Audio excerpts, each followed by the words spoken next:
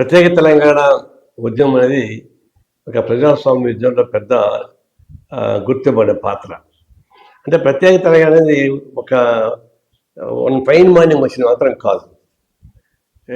భాషా ప్రయుక్త రాష్ట్రాల ప్రాతిపదిక విడుదల వచ్చినప్పుడు కూడా ఇది ప్రత్యేక తెలంగాణ కావాలనేటువంటి కోరిక అప్పుడు కూడా వచ్చింది. బహుశా మెజారిటీ కూడా ప్రత్యేక తెలంగాణ కావాలని కోరారు.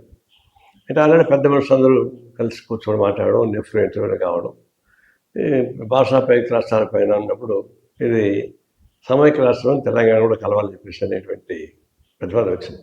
కాబట్టి ఇది భాషా ప్రయుక్త రాష్ట్రాల ప్రాతిపదిక ఏర్పడినటువంటి సమయంలోనే ఇది ఎంకరాడపడం జరిగింది. ప్రత్యేక తెలంగాణ ఉండాలనేటువంటి అభిప్రాయం ఇప్పుడు కొత్తగా వచ్చింది కాదు.